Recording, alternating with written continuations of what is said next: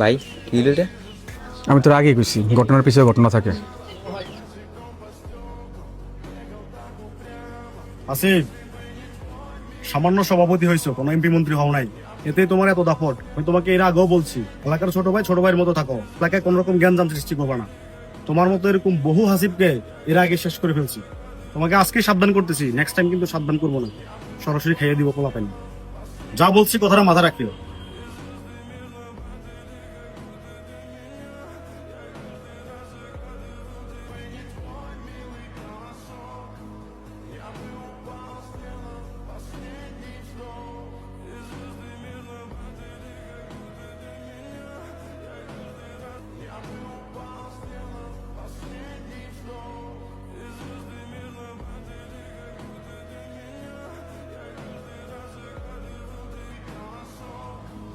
আরে মানুষ রে, একটু আগে ভাই আমার লগে কথা কই গেছে।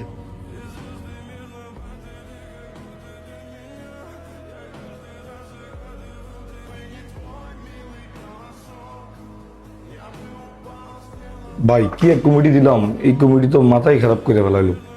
কয়েকদিন পর পরে একটা না একটা জামিলার লাগিয়ে থাকে। এই যে এত বড় একটা ঘটনা ঘটলো, এখন উপর থেকে আমাকে প্রেশার দিতেছে। এই জন্যই আমি তোমাকে বলছিলাম মাঠ পর্যায়ে তদন্ত করি কমিটিটা দেওয়ার জন্য। এখন চিন্তা করলে আপনার কিভাবে এখন সমাধান করা যায় সেটা দেখেন। হ্যাঁ, এখন এটা সমাধানই খুঁজতেছি। এক মিনিট ভাই। আসসালামু আলাইকুম ভাই, এটার জন্য আমি দুঃখিত ভাই। ভাই বিষয়টা আমি যেভাবে হোক সমাধান করতেছি ভাই, এটা আমার উপর ছেড়ে দিন। জি ভাই, আসসালামু আলাইকুম ভাই।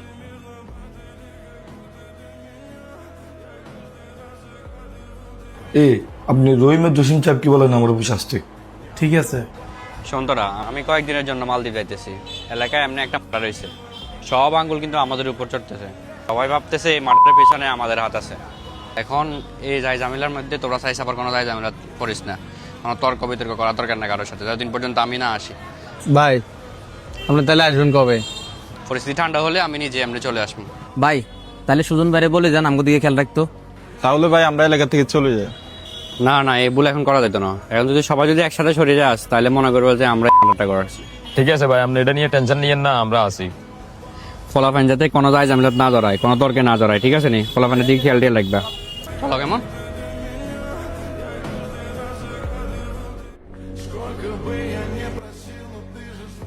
আচ্ছা, আপনাদের কাছে রাজনীতির মানে কি? এত বছর দেখছেন আমার রাজনীতি নিয়ে কোনো সমালোচনা হইতে? শুনেন, দয়া করে আমার রাজনৈতিক আদর্শ নষ্ট করবেন না। যেন কেউ বলতেন আবার রাজনীতি খারাপ জিনিস। কিছুদিন আগে যে সহেলের ছেলেদেরকে মারলো, এই ঘটনাটা তো এখনো সমাধান দিতে পারলেন না। এর মধ্যে আপনাদের এরিয়ার রাজনীতিটা পুরো নোংরা হয়ে গেছে। আগামী 48 ঘন্টার ভিতরে খবর নেবেন এই হত্যার সাথে কারা জড়িত। ভাই আর একটা কথা শুনতে চাই না আমি। ভাই আমি কিছু বুঝলাম না, এত বড় একটা ঘটনা কে ঘটাইলো? আমার মনে হয় সবকিছু নাটক গুরু তুমি। ভাই আপনি এটা কি থাকুন, আমি তো এটা বুঝলাম না। আমার সবচেয়ে বড় ভুল হয়েছে তোমার কত ধরে কমিটি দেওয়া। কয় টাকা পাইছি আমি, এখন তো আমার পদ নিয়ে টানাটানি। সব প্রেশারটা তো আমার উপর আপনারা দিতেছেন। 80% টাকা তো আমি আপনারাই দিলাম, আমি আর কি নিলাম? কি জসিম আমার মুখে মুখে তর্ক করতেছ? ভাই তক্র করতেছি না তো, প্রথম থেকে তো শব্দ আমার উপরে আসতেছে। ভাই আর ক্লিয়ার জানি মনে হয় এই সব কিছুর পিছনে হাসিব মেয়ের হাত আছে।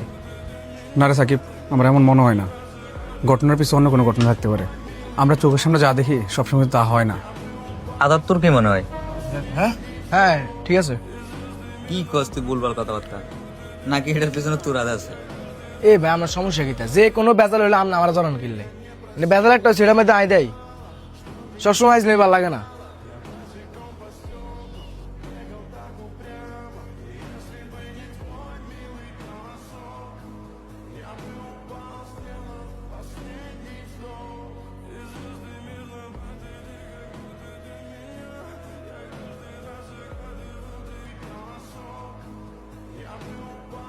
ভাই কি হলো রে?